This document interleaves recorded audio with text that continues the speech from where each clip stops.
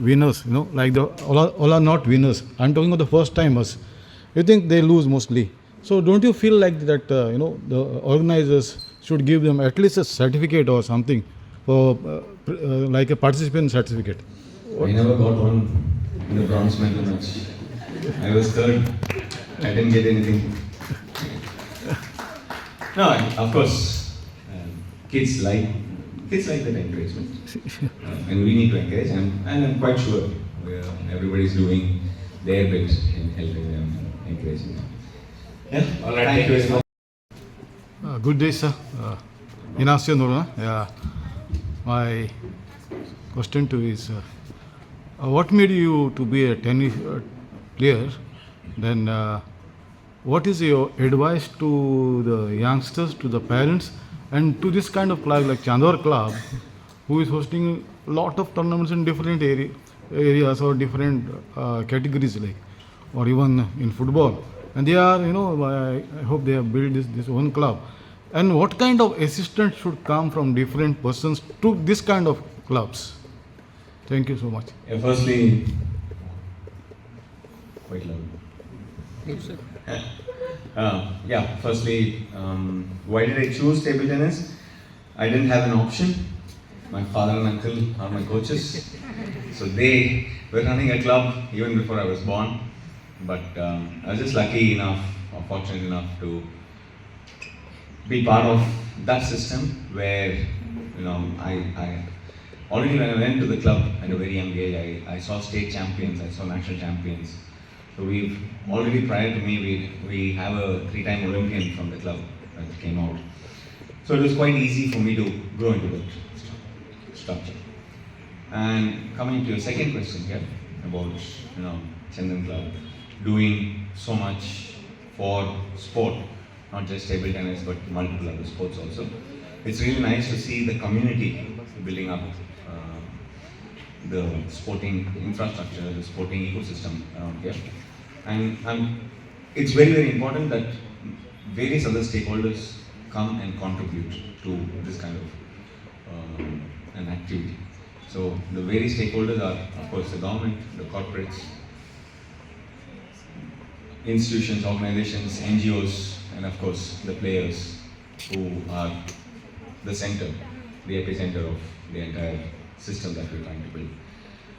When all of us come together, I think when we pull in all our resources, we will be able to provide the best possible facilities for all the players. The Gomantak Tennis Association, especially the president, Mr. Sudhin sir, and the executive members of Goa Table Tennis. To have me over, I'm really sorry I came very early because, as you know, the UDT is happening. I'll be busy in the evening. And also, apologies for the under-11 girls who are playing here. We had to stop your match because I have to go. I'm really sorry. I hope you continue to play the 5th match, and it was very interesting to see both of you play. All the very best to you. So, very nice crowd here. Very young players, budding youngsters who probably are the future of not just Indian table tennis, but of the entire country also. Because I think this is where we learn a lot of right attributes in life. And sport is one such field where a lot of character is built into it as a player, as you play, as you start playing, you need to have the commitment, you need to have the discipline, and all of this at a very young age, if it's inculcated into us, as we grow up, doesn't matter if we play sport or not, we'll be a sportsman for life. And that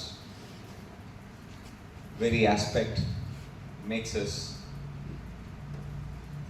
strong, not just mentally, physically, but also psychologically and in a bigger, larger community ways.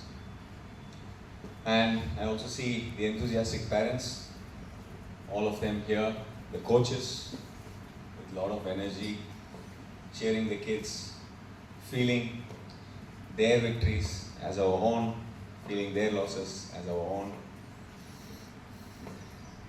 That's how much the parents and the coaches want all of us as athletes to win. And the amount of sacrifice they do is, people don't speak about that. When Sir was introducing about all the achievements that I had,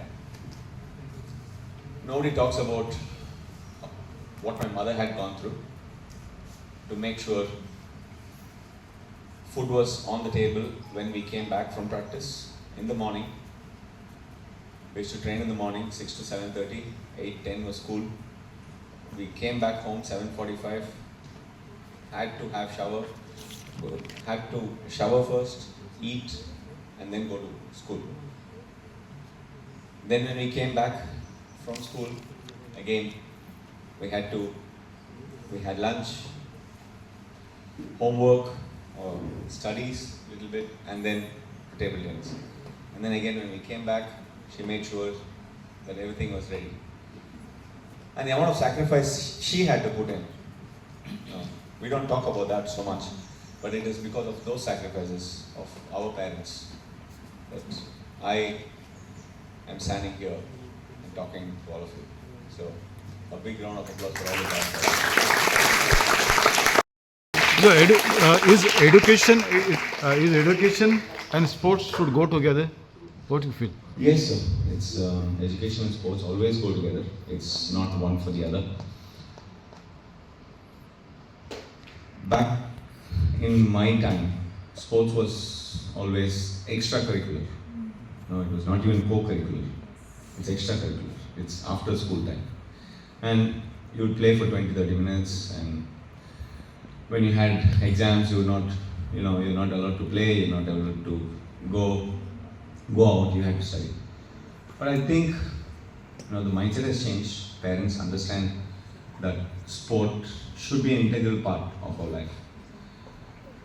As I said, it helps you physically and mentally to stay fit. In today's time and era where kids are having a lot of screen time and they don't have the facilities to go out and play, sport is the only way where we can keep the younger generation active, both physically and mentally.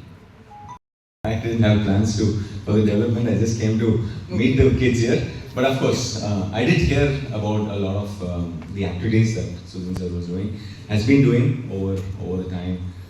Especially Goa is a very small city, or it's a union territory. The number of people playing are lesser. So let's say from where I come, in Tamil Nadu, the tournaments, the state level tournaments have close to 1,500 entries, if not 2,000 entries. The first few tournaments also touch close to 2,000 entries. The number of people playing is more. So I think that is something which, if you're able to get more players, get more youngsters to play the sport, it'll be very, very good, which again... Basil for the Goan. You have had a much decorated career, but there is something like the Olympic medal you haven't been able to win for the country. That said, it's your desire to have a capacity behind the scenes to realize a dream for an Indian potential. How are you working towards achieving that goal? Yeah, I was running on that dream until 2024, chasing the dream of the Olympic medal as a player. And when I retired, and I felt like the best way I can fulfill the dream is making sure that the young talents coming from India or have a possibility, have a realistic chance at the Olympic medal. So, of course, again, that takes a lot of time first, a lot of resources that is required. But for me, as an administrator, as a coach, as a mentor, the various hats that I'm wearing, this is my only chance, probably in my lifetime, to win that Olympic medal. Now that I can't do that as a player, I hope one of these kids sitting out here fulfill that dream of mine.